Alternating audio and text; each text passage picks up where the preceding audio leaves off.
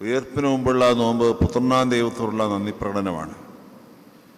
പെന്തക്കോസ്തി കഴിഞ്ഞു വരുന്ന ശ്ലീഹന്മാരുടെ നോമ്പ് പരിശുദ്ധ റൂഹായാം ദൈവത്തോടുള്ള നമ്മുടെ നന്ദിയും സ്തോത്രം കരയറ്റലുമാണ്.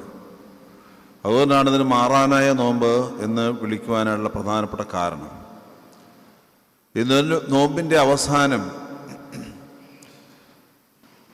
പരിശുദ്ധ പത്രോസ് പൗലോസ് ശ്ലീഹന്മാരെ പ്രത്യേകമായിട്ട് ഓർക്കുകയും അതിനെ തുടർന്ന് 12 ശ്ലീഹന്മാരെ ഒരുമിച്ച് ഓർക്കുകയും ചെയ്യുന്ന ഒരു പാരമ്പര്യമാണ് നമുക്കുള്ളത്.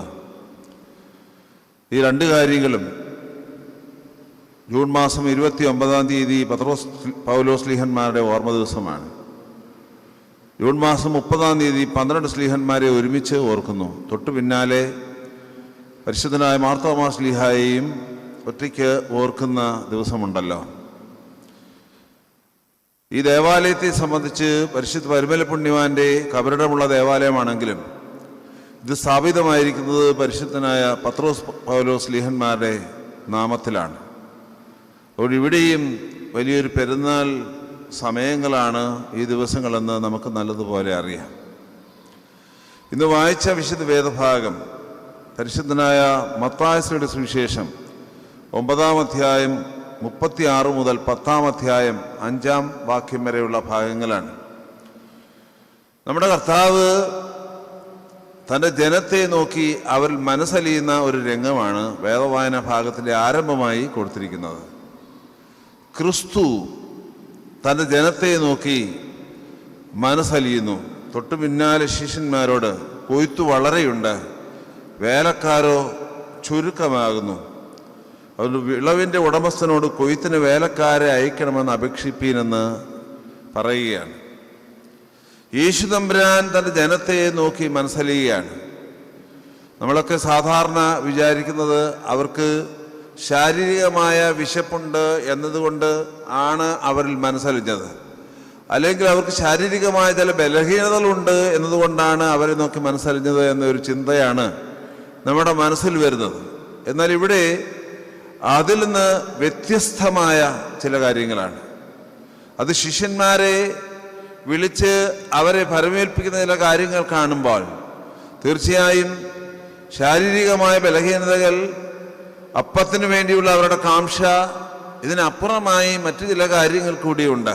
ആധ്യാത്മികമായ അവരുടെ ജീവിത നിലവാരത്തെ കൂടി കണ്ടുകൊണ്ടാണ് കർത്താവ് അവരിൽ മനസ്സലിയുന്നത്. ഇടയന്മാർ തൻ്റെ ജനത്തെ നോക്കുമ്പോൾ അവരുടെ സമൂലവും സമഗ്രവുമായ ജീവിത നിലവാരത്തെക്കുറിച്ച് ശരിയായി മനസ്സിലാക്കുകയും അതിനുവേണ്ടി കൃത്യമായി വേലക്കാരെ നിയോഗിക്കുകയും ചെയ്യണമെന്നുള്ളത് ഈ വേദവായന ഭാഗം നമ്മോട് വളരെ ശക്തമായി പറയുകയാണ്. പരിശുദ്ധനായ പത്രോസ്, പൗലോസ്, തോമ തുടങ്ങി യോഹന്നാൻ ശ്ലീഹ വരെയുള്ള ശ്ലീഹന്മാരെ കർത്താവ് തെരഞ്ഞെടുത്തതിന് പിന്നിലെ പ്രധാനപ്പെട്ട ഉദ്ദേശം അതുതന്നെയാണ്. നമ്മുടെ ആരാധനയിൽ നാം കൃത്യമായി പ്രാർത്ഥിക്കുന്നുണ്ട്, ശരീരാത്മ ദേഹികളുടെ വിശുദ്ധിയും ശക്തിയും.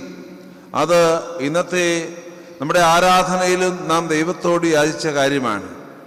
നമ്മിൽ കുടികൊള്ളുന്ന നന്മയും തിന്മയും തിരിച്ചറിയുവാനും തിന്മയുണ്ട് എങ്കിൽ അവയെ മാറ്റി നമ്മെ തന്നെ സമൂലമായി വിശുദ്ധീകരിക്കാനുള്ള ഒരാഹ്വാനം ഇവിടെയുണ്ട് എന്നത് നാം വിസ്മരിക്കരുത്. ശിഷ്യന്മാരെ വിളിച്ചിട്ട് അവരോട് പറഞ്ഞ ആദ്യ കാര്യം നിങ്ങൾ അശുദ്ധാത്മാക്കളെ പുറത്താക്കണമെന്നാണ്. ഭക്ഷണം കൊടുക്കണം എന്നത് പിന്നീടാണ് പറയുന്നത്. അശുദ്ധാത്മാക്കളെ പുറത്താക്കണം, രോഗങ്ങളെ സൗഖ്യമാക്കണം, പിന്നെയാണ് അപ്പം നൽകുന്ന കാര്യമൊക്കെ പറയുന്നത്. അശുദ്ധാത്മാക്കളെ പുറത്താക്കണം, രോഗങ്ങളെ സൗഖ്യമാക്കണം. എന്താണ് ഒരു ശിഷ്യന്റെ നിയോഗം എന്ന് ചോദിച്ചു കഴിഞ്ഞാൽ അതാണ് കർത്താവ് ഇവിടെ വളരെ ഭംഗിയായി പറയുന്നത്. എക്സോസിസം എന്നത് നമ്മുടെ സഭയുടെ പാരമ്പര്യത്തിലുള്ള ഒന്നാണ്. വിശുദ്ധ മാമോദീസ എന്ന കൂദാശ നാം സ്വീകരിക്കുമ്പോൾ അതിൻ്റെ ആദ്യ ഭാഗം തന്നെ സാത്താനെ ഉപേക്ഷിക്കുന്നു, ക്രിസ്തുവിനെ സ്വീകരിക്കുന്നു എന്ന് പറയുന്നതാണ്. ഞാനും നിങ്ങളുമൊക്കെ ഈ ഉച്ചാടന ശുശ്രൂഷയിൽ ഭാഗവാക്കായി നമ്മുടെ ജീവിതത്തിൽ നിന്ന് തിന്മയെ അകറ്റുവാനുള്ള വലിയ നിയോഗം സ്വീകരിച്ചവരാകുന്നു എന്നുള്ളതാണ്. 12 സ്ലീഹന്മാർക്ക് മാത്രമുള്ള അല്ല ഒരു കാര്യമല്ല, അല്ല ഇത്. പിന്നെയോ ശ്ലൈഹിക സഭയായ സഭയിലെ അംഗങ്ങൾ ആയ നമുക്ക് എല്ലാവർക്കും ഉള്ള നിയോഗമാണ്. അശുദ്ധാത്മാക്കളെ പുറത്താക്കണം. നമ്മുടെ എല്ലാവരുടെയും ചിന്ത മറ്റൊരാളിലാണ് അശുദ്ധാത്മാവ്, എന്നിൽ അശുദ്ധാത്മാവൊന്നും ഇല്ല എന്നാണ്. അങ്ങനെ ഒരു തെറ്റിദ്ധാരണ ഇവിടെ കിടപ്പുണ്ട്. അങ്ങനെയല്ല. ആദ്യം നമ്മിലുള്ളതിനെ മാറ്റണം, തുടർന്ന് മറ്റുള്ളവരിലേക്ക് നോക്കണം. ഞാൻ നന്നായി നിങ്ങളെ നന്നാക്കണം, നാം നന്നാകണം, എന്നാൽ മാത്രമേ മറ്റുള്ളവർ നന്നാവുകയുള്ളൂ എന്ന വളരെ വലിയൊരു കാര്യമാണ് കർത്താവ് ഇവിടെ പറയുന്നത്. എങ്കിൽ മാത്രമേ രോഗങ്ങളെ സൗഖ്യമാക്കുവാനായിട്ട് സാധ്യമാവുകയുള്ളൂ എന്നുള്ളതാണ്. ഇത് ഒരു ക്രോണോളജിക്കൽ ഗ്രേഡിംഗ് സിസ്റ്റം ഇവിടെ കർത്താവ് വളരെ ഭംഗിയായി നൽകിയിട്ടുണ്ട്. രോഗികളെ സൗഖ്യമാക്കുക, പ്രസംഗിക്കുക, അതുപോലെ തന്നെ പിശാചുക്കളെ പുറത്താക്കുക, ഇങ്ങനെ ചില കാര്യങ്ങളാണ്. എക്സോസൈസിങ്, ഹീലിംഗ്, പ്രീച്ചിങ്, ഇതൊക്കെയാണ് ശിഷ്യന്മാരുടെ നിയോഗമായി നൽകിയിരിക്കുന്നത്. ഇത് ഇന്ന് സ്ലീഹന്മാരുടെ ഓർമ്മയെ നാം കൊണ്ടാടുമ്പോൾ നമ്മുടെ ജീവിതത്തിൽ നമുക്കുണ്ടാകേണ്ട വലിയ നിയോഗങ്ങളാണ് എന്ന് ചിന്തിക്കണം. അച്ഛന്മാരും തിരുമേനിമാരും മാത്രമല്ല ഈ നിയോഗങ്ങൾ സ്വീകരിക്കേണ്ടത്. സത്യക്രിസ്ത്യാനികളാകുന്ന നാമെങ്കിൽ നാം എല്ലാവരും ഒരുമിച്ച് നിന്ന് നമ്മുടെ കർത്താവിൻ്റെ ശ്ലൈഹിക സഭയിലെ അംഗങ്ങളെന്ന നിലയ്ക്ക് സ്ലീഹന്മാരെ പോലെ നിയോഗം സ്വീകരിച്ച് നാം ഏത് സ്ഥാനത്തായിരിക്കുന്നോ ആ സ്ഥാനത്തിരുന്നുകൊണ്ട് ഇത് ഒക്കെ കൃത്യമായി ചെയ്യുവാനുള്ള വലിയ വിളിയും നിയോഗവും ഇവിടെയുണ്ട്. സ്ലീഹന്മാരുടെ ഓരോരുത്തരെയും പേരുകൾ ഇന്നത് ഇന്നത് ഇന്നത് എന്ന് പറഞ്ഞിട്ട് വീണ്ടും അവർക്ക് നൽകുന്ന ഒരു സന്ദേശം കൂടി പറഞ്ഞ് ഞാൻ അവസാനിപ്പിച്ചുകൊള്ളാം. നിങ്ങൾ പുറജാതികളുടെ വഴിയെ പോകരുത്, ശമര്യരുടെ നഗരത്തിൽ പ്രവേശിക്കരുത്. പ്രധാനമായി പോകേണ്ടത് ഇസ്രായേൽ കുലത്തിന് നഷ്ടപ്പെട്ടു പോയ ആടുകളുടെ അടുക്കിലേക്ക് ആകുന്നു. കർത്താവ് ഇവിടെ ഇങ്ങനെ പറയുന്നെങ്കിലും കുറച്ച് കഴിയുമ്പോൾ തൻ്റെ ഉത്ഥാനത്തിൻ്റെ നാളുകളിൽ കർത്താവ് പറയുന്നു, നിങ്ങൾ ലോകമൊക്കെയിലും പോവുക, എല്ലായിടങ്ങളിലും പോവുക എന്ന് പറയുന്നുണ്ട്.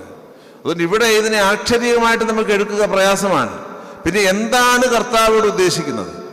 യേശു തമ്പുരാനോട് ഉദ്ദേശിക്കുന്നത് നിങ്ങൾ വൃത്തിയുള്ളവരായി നടക്കണം,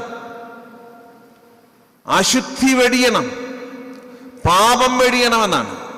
നിങ്ങളുടെ പോക്ക് നേരെയാകണമെന്നർത്ഥം, നിങ്ങളുടെ നടത്ത നേരെയാകണമെന്നർത്ഥം. നമ്മുടെ സഭയുടെ പേര് ഓർത്തഡോക്സ് എന്നാണ്. ഓർത്തഡോക്സ് എന്ന് പറഞ്ഞാൽ സ്തുതിചൊവ്വുള്ളത്, നേരെയുള്ളത് എന്നാണ്.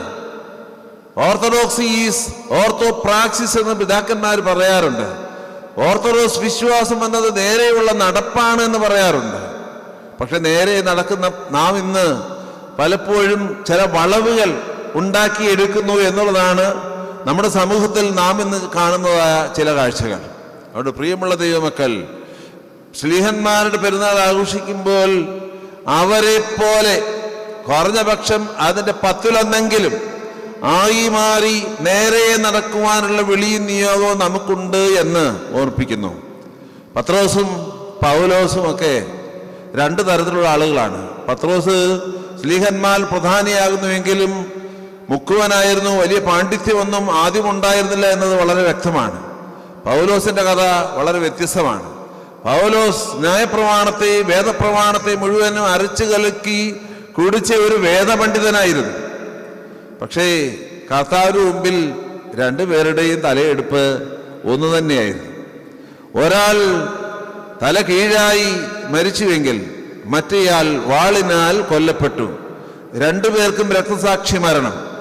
അപ്പോസ്തലന്മാർക്ക് എല്ലാവർക്കും രക്തസാക്ഷി മരണം. ഒരാളുടെ കാര്യത്തിൽ മാത്രമേ ഉള്ളൂ അത് ഏത് തരത്തിലുള്ള മരണമെന്ന് നിർവചിക്കുവാനൊക്കാത്തത്. ബാക്കി എല്ലാവർക്കും രക്തസാക്ഷി മരണം. എല്ലാവർക്കും തലയെടുപ്പൊന്ന്, പക്ഷെ തലക്കനം വേണ്ട എന്ന് കർത്താവ് കൃത്യമായി പറയുന്നു. ഇത് നമ്മോട് പറയുന്ന കാര്യമാണ്. ജീവിതത്തിൽ പ്രതിസന്ധികൾ, പ്രയാസങ്ങൾ, ബുദ്ധിമുട്ടുകൾ, പീഡകൾ, ഞെരുക്കങ്ങൾ, പരിഹാസങ്ങൾ, നിന്ദകൾ ധാരാളം ഉണ്ടാകും. ചിലപ്പോൾ മരണവും അപ്രകാരം തന്നെ സംഭവിക്കും. പക്ഷെ തലയെടുപ്പോടുകൂടി ക്രിസ്തുവിനെ സാക്ഷിക്കുക, തലക്കനം കൂടാതെ ക്രിസ്തുവിനെ സാക്ഷിക്കുക. ഇതായിരിക്കട്ടെ നമ്മുടെ നിയോഗം. ദൈവം തമ്പുരാൻ ശ്ലീഹന്മാരുടെ മധ്യസ്ഥയിൽ നമ്മെ ഏവരെയും വാഴ്ത്തി അനുഗ്രഹിക്കട്ടെ.